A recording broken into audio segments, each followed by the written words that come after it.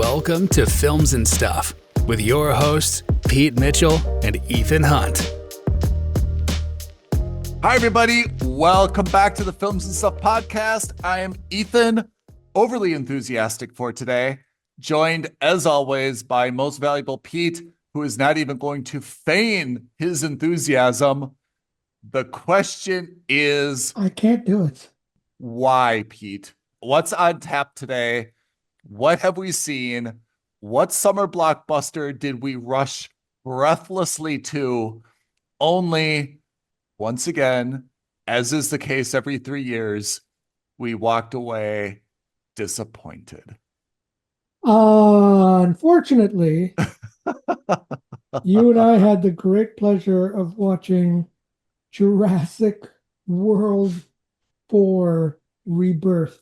So we have now been stewing on this for more than 24 hours. So this is not a knee-jerk reaction.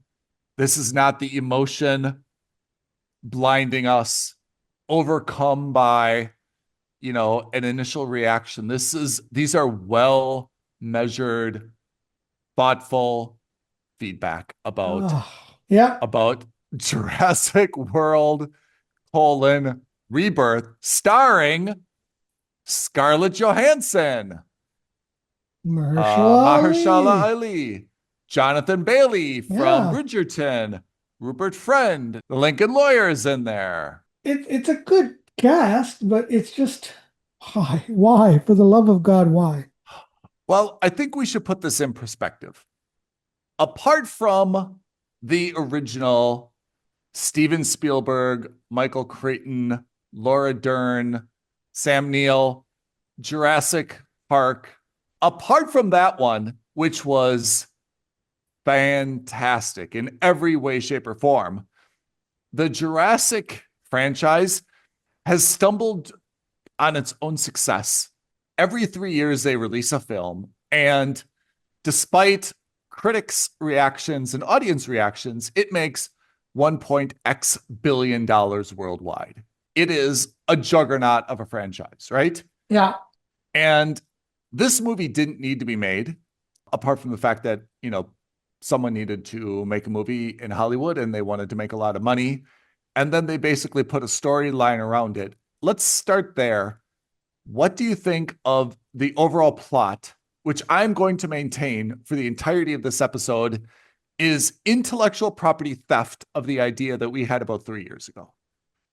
Yeah, pretty close to the idea that we came up with a couple years ago, first of all. The premise is we want to steal the blood of 3 different types. A seagoing dinosaur, a land-based dinosaur, and an air-based dinosaur that are the largest of their species because they've got big hearts. And because they've got big hearts, they've got special blood, genomes. It can cure heart disease. And it can cure heart disease. 1 in 5 people are going to die of heart disease. And this could be our key to making trillions of dollars. Let me stop there. As a high-level plot, again, I think that's pretty good, mostly because we came up with it 3 years ago. And I think we should find that recording and send it to Universal. I like the idea that somehow someone believes that these dinosaurs contain something.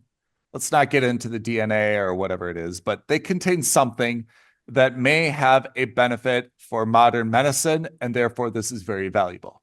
I'm okay with that, actually. What I don't like is the totally unnecessary idea that, we're going to need the biggest land, the biggest sea, the biggest air for just random, unexplained purposes. It would have been better to say this specific one has the best heart to body weight ratio or something, or this one is known to live the longest.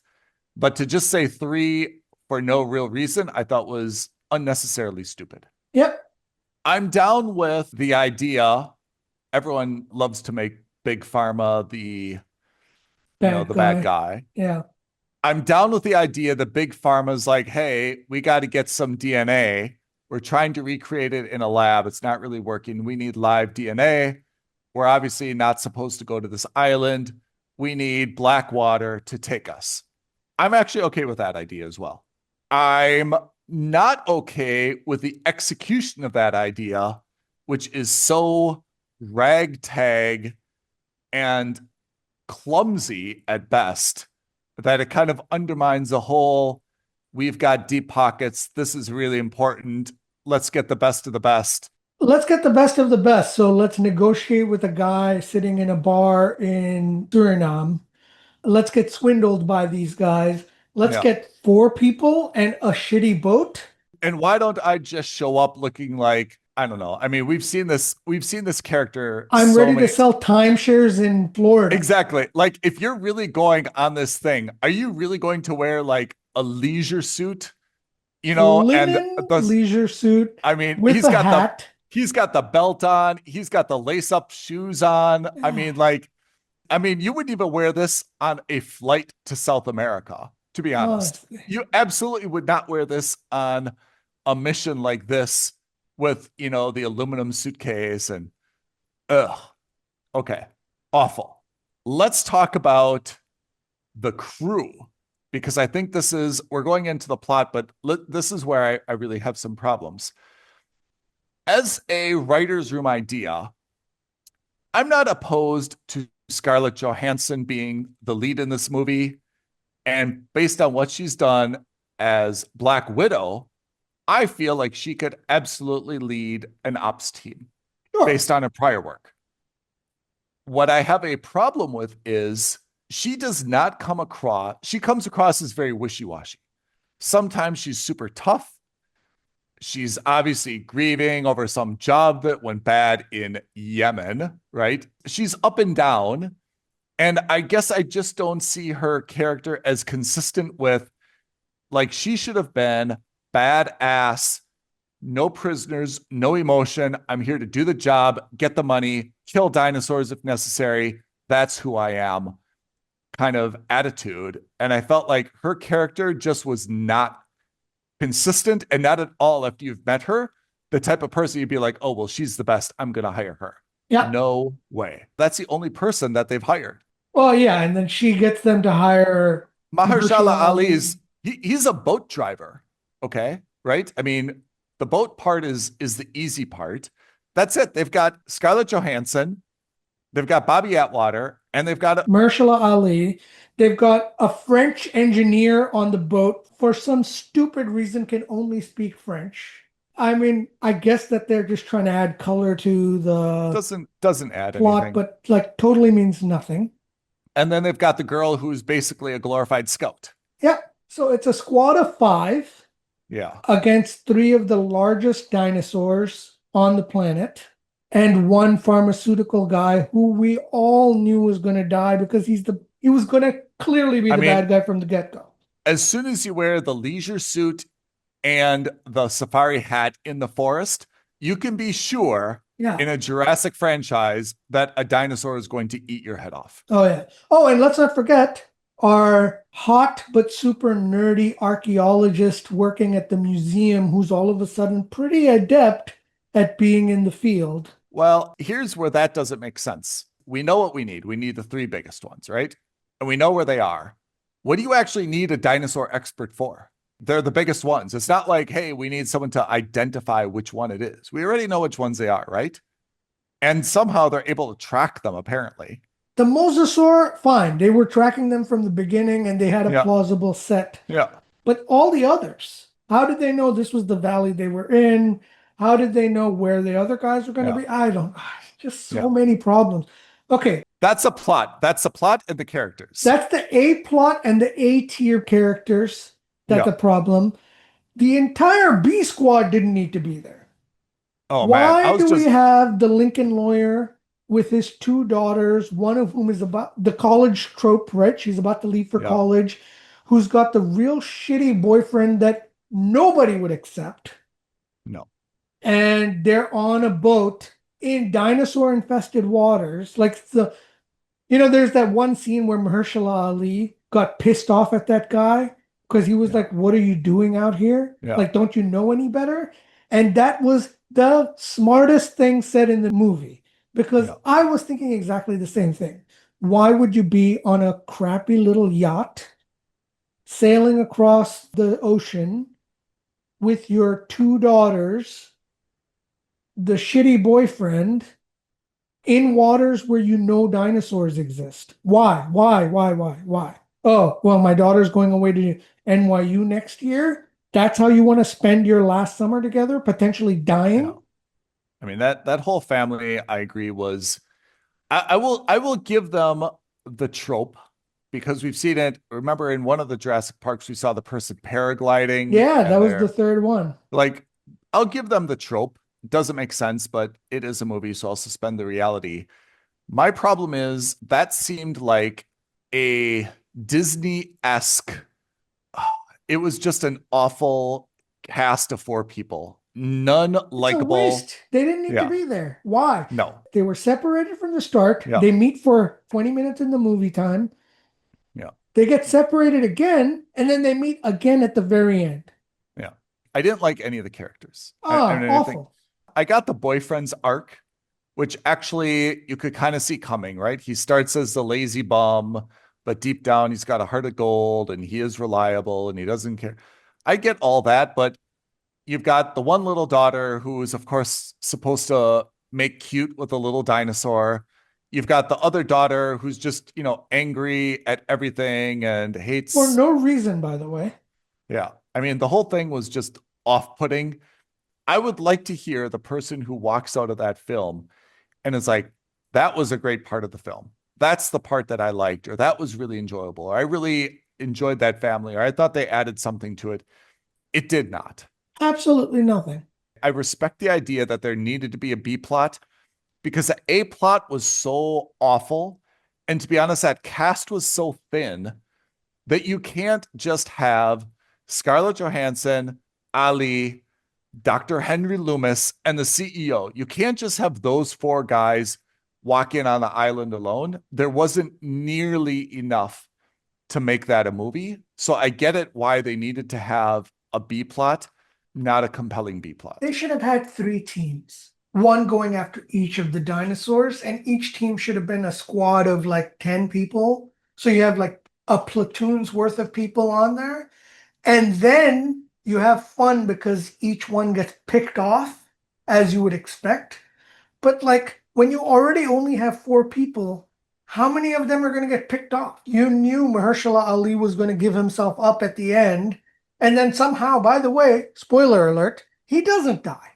I have to say, I'm going to take your idea, which is the first time I thought about it. But as we always do, I'm going to refine it a little bit and then you'll make it perfect. What about this? What about if the CEO, right, Martin Krebs, like talks about this internally and he's like, hey, this is what we're going to do. We're going to do this. And then you have, because remember, they've got this thing about, oh, this should be open source. We should make medicine available for everybody, not just for 1%. What if you would have kind of like the lab technician say, you know what? I'm not going to let him do this. I'm going to get my own team and I'm going to do it first. Like the Suicide Squad, right? The ragtag group. Yeah. So the CEO's got kind of like this great Blackwater equipped to the nines, right? They've got all the big black cigarette boats and they've got all these fancy guns and nets and stuff and the needles. And they're like, we're just going to go in and we're going to Blackwater this. Yeah. We're going to make this a military operation. Yes. And then you've got the lab tech who's like, hey, Scarlett, I know you used to be like in the Marines and your partner died and you're not really doing this anymore, but this is for the good of humanity. You need something to like give your life meaning. And he puts together the ragtag group of people that he barely knows, right? Yeah. And that's the B squad. So there's a race between A and B. A doesn't know it, but B is trying to get all this stuff so they can release it to the public before A gets it. That plays on your idea. Way better already. Way better already. Way better because then they can be like, look, we're underfunded. Yes. We're scrappy. Yes. But here's the thing. They've got 40 guys going in on this island. We've only got a team of 5. They're going to be making a shit ton of noise. We're going to sneak in and stealth in our way. Correct. And, oh, man, maybe what happens is they have to get the DNA from 3 of them. And both teams only get 1 or 2 of the DNAs. And then they have to work together for the third one. Or then it becomes a fight against the humans. Yeah. Because they're just like, all right, we've got two, they've got one, we have to get that, and we have to fight against each other or steal the other one. Oh. And it becomes like a heist movie on an island with dinosaurs. The Blackwater team absolutely should kill the dinosaur after they collect the DNA. 100%. Because that's how they're going to be like, hey, if we kill this dinosaurs or if we kill these two dinosaurs, nobody else can get their DNA. Yes. And that makes ours even more valuable. Yes. Universal, I know you listened to our plot from 3 years ago. Please, is it not clear that Pete and I are way more talented than anyone you've got writing these movies? That's a way better idea. You could double cast it. You've got the ragtag group. You've got the well-funded group. The ragtag group is really funny. A lot of Kevin Hart, kind of rock-like comedy angles, right? Black Ops group is just like straight to the point. Nonsense. Yeah. We're going to do this because we are a military operation. And guess what? In the real world, that is what you would want to do. Pfizer isn't going to hire 5 guys to go out there and steal DNA from a dinosaur island. Yeah. They've got all the money in the world. They're going to spend $250 million. They're going to spend $500 million. Hell, they'll spend $1 billion and say, we're going to hire a small paramilitary outfit to go out there and do it for us. That's not what I thought this movie was about, to be honest. Or that's not what I thought the plot was about based on the trailers. So that's a good surprise. But I thought Scarlett Johansson, again, from her work, I thought she could handle this role. I was really, really disappointed in her. I don't want to say her performance, but the character that they gave her was absolutely not the level that this movie needed. Like, she did not carry this movie. She was not a leader of the team. She did not have like the right attitude to be, you know, kind of like the head of security for this operation. And that's what I thought was one of the major holes, is that they gave her the lead and she absolutely didn't live up to it. You're absolutely right. Her motivation was all over the place because first of all, the number seemed preposterously low to me. I thought it seemed preposterously high. $10 million? This is one lady to just go in and say, like, how much will I give you? Like, it was just a round number. Like, I would imagine that you could give someone like this $1 million and they would do it. Oh, I don't know, man. If I'm negotiating with a pharmaceutical company for something like this, I think I'm going $50 million. That's you, but... Yeah, that's true. And think of it the other way. If you're the company, be like, oh, I'm sorry, you're an off-the-grid, washed up, female, no team around you. Your last job was a failure where your partner died in Yemen. There's 1,000 of you in the world. You say no, we'll go to the next one, the next one, the next one. I mean, how many ex-military are there in the world that you can go to? So I would say, I mean, I agree it's got to be a number, but nothing about her was like so wow when you met her that you'd say like, okay, 10. Fine. Double so it. You're right. $10 million, whatever the number is. First of all, she seemed like she really needed the money and they never explained why. Yes. Then she seemed like this hard as nails person when they're approaching in New York, guy. They're just like, have you told him about all the zeros? Like, you know what I mean? Like, she seemed like this money hungry person. Fine. Then you see her sitting on the boat and she's like, oh, well, now the boat's going to be listing 20 degrees, this, that. Can you handle that? And he's like, okay, you shoot the gun. Yeah. Thank you. And then the next scene literally is her sitting on the deck crying by herself. I didn't go to my mom's funeral and my life doesn't mean anything. And I mean, it was just... and they tried to inject like a sense of backstory. Mahershala Ali got divorced from his wife because they couldn't get over the death of their son. Unnecessary. And the music was like unnecessarily morose. It was stupid. It was absolutely stupid. Sometimes enough of a backstory is I'm in it for the money. That's it.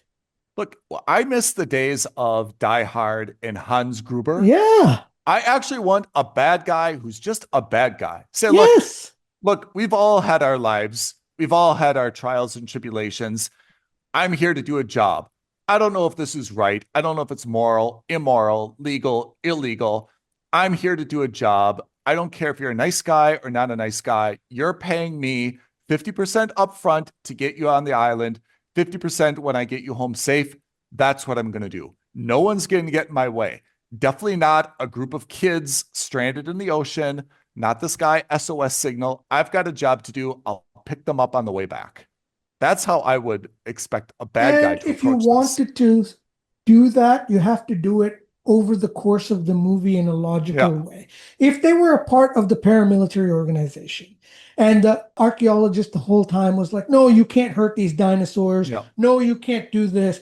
And then all of a sudden the military leader is like, you know what, shut your face. And he hits him with the butt of his gun. And then Scarlett Johansson sees that, oh, maybe he's on to something. And over the course of the movie, they see, wait, are we the bad guys? And then she finally decides to turn at the end. That's okay. But in this case, he says, what if we keep the dinosaur DNA for ourselves and release it open source? And she says, we're just here to do a job. That's the first one. Then the second one, she goes to him, no prompting, no nothing. And she goes, what's the alternative? Like, what the hell? Why would that all of a sudden change? What made that change?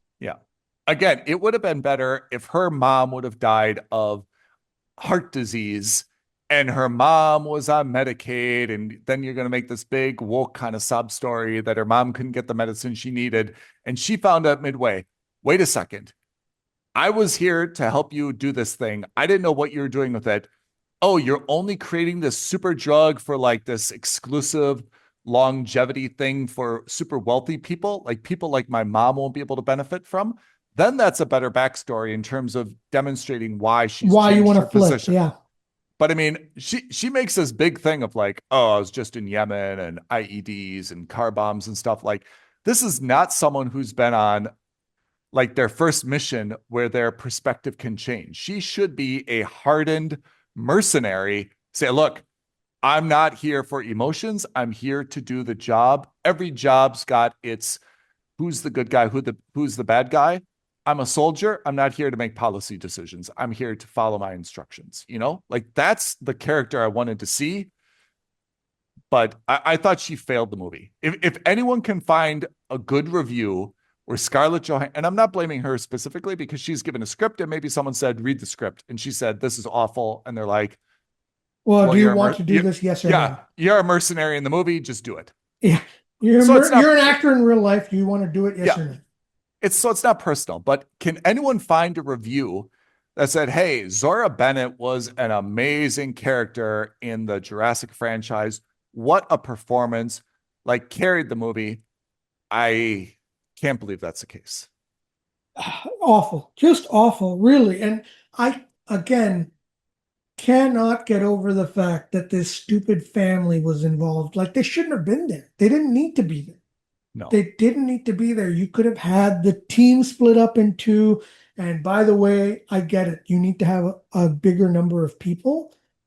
Why go we gave you that idea. Five? Yeah, we gave that idea. Go with 3 squads, 1 for each dinosaur. And by the way, that's how you make a successful mission. You have contingency plans. They even talked about the fact that Scarlett Johansson always has a contingency plan. What if her contingency plan was, forget about the other squads. What if she had already sent a squad ahead and all of a sudden when they get on the island, they meet 30 guys there? Yeah. I have to say, maybe that's one of my problems with this movie. Whenever they would talk about the backstory, it wasn't consistent with the character. They're like, oh, well, Zora's always got a backup plan. She never acted as though she had a backup plan. Nothing. She never acted as though she was so detail oriented and had all this gear and all this, like, she's got a washed up boat captain who we meet drinking and gambling. She's got some Australian guy who's got some weird guns. That's it. Like, she does not seem, it's like they talked about her backstory, but it wasn't consistent with her character. She misses the shot on the Mosasaur the first time. It would have been great if she pulls out a second or a third dart from her pocket. She's like, I've always got a backup plan. When she was dangling, the first time she got knocked off, at first she's like, strap me in. Like, come on, just take your clip and like strap yourself in. It's not that hard. You know, like when you climb a mountain, you don't like ask your partner to like clip you. Just clip yourself. It's so easy, right? Then she kind of like dangles overboard. She's right over the thing. Shoot it in the eye. Yeah. Why didn't she shoot it then? And instead it was like this panic, like, pull me up, pull me up. Oh. At what point in the movie did you think it was going to go badly?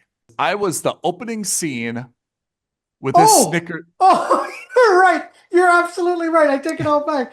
That was right. Because I think it was so bad in my mind, I automatically keep deleting that scene. Yeah. That scene was the worst.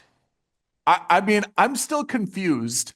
I mean, the guy's got a helmet on. Was his visor open that he was eating the Snickers bar? It was open. They show it closing after he enters the containment area.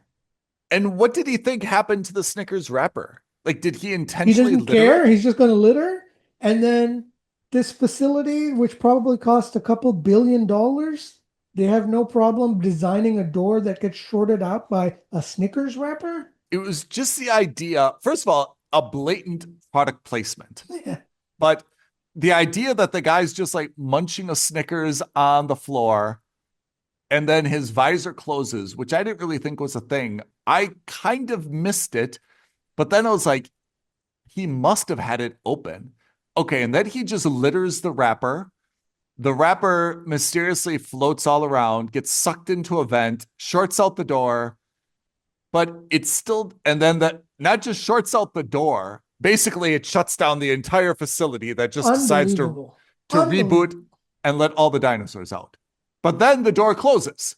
That whole scene was there just as a set piece to show the guy get gripped in the dinosaur's claws and turned upside down and then eaten. I thought the whole thing was unnecessary, but I get it that they wanted to kind of show this facility was R&D and something, but I thought that was just awful. And as soon as that happened, I'm like, oh my God, this is gonna be terrible. If that's the best that they came up with, was a stupid Snickers wrapper get sucked into a door. I don't know why the door even has a vent at the bottom, but fine. You know, like it must have been sucking up dust like all day long, but obviously the Snickers wrapper will short out the whole system. And then I thought that they did a good job kind of at the beginning, walking back some of the other prior Jurassics, saying, look, climate's killed a lot of these dinosaurs. They can't really live anymore. People have kind of lost interest. You saw kind of like the Brontosaurus with like graffiti on it. I thought they did a good job of walking back some of that stuff in terms of why there's not a lot of dinosaurs around anymore and why they're all congregated near the equator. I thought that was good. Then you saw like the museum, and I don't know if you noticed the banner where dinosaurs ruled the world falling, which is a staple of every Jurassic. Yeah. And I got the point where, all right, the museum's not popular anymore. It's shut down. This guy's out of a job. That was kind of weird, but you know, they bring him into the team, and I just thought that started slow, but there were some okay elements there. But then once they kind of like got on the boat, once they met Ali's team, you know, like in this dodgy little bar and stuff, then I thought it just became so uninspiring.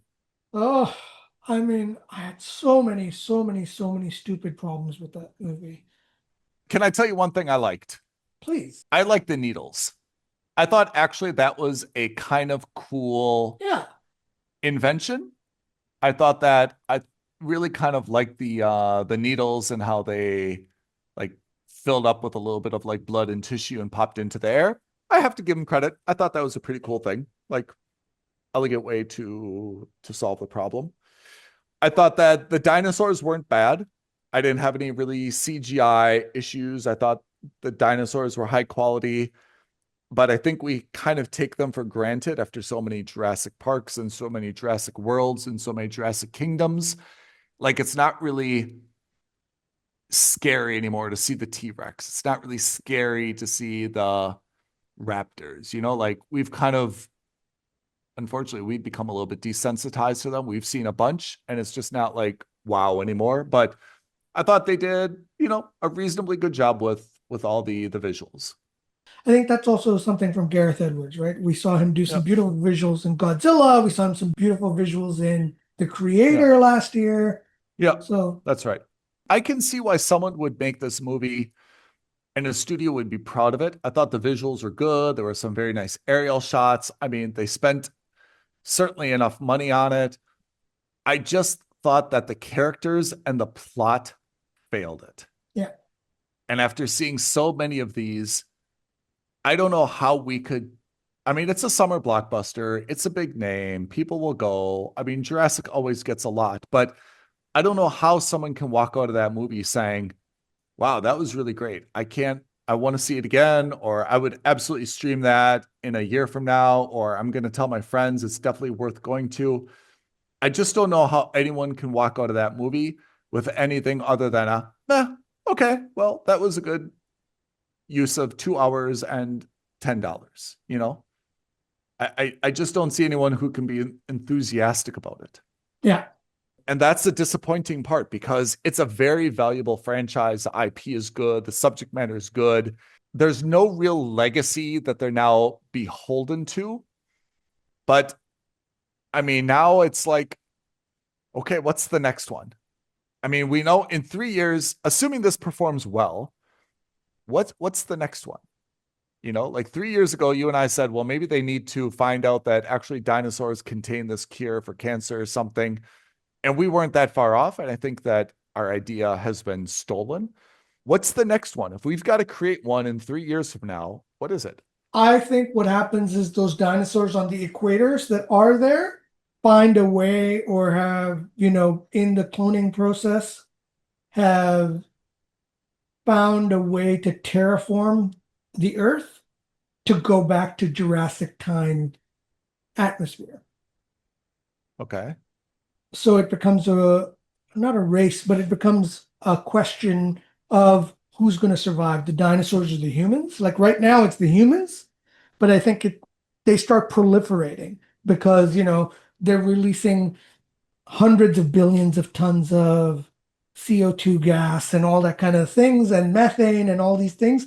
So the actual atmosphere of the planet is going back, like global warming or something like that is moving so aggressively that the Earth is now going back to Jurassic times. Okay.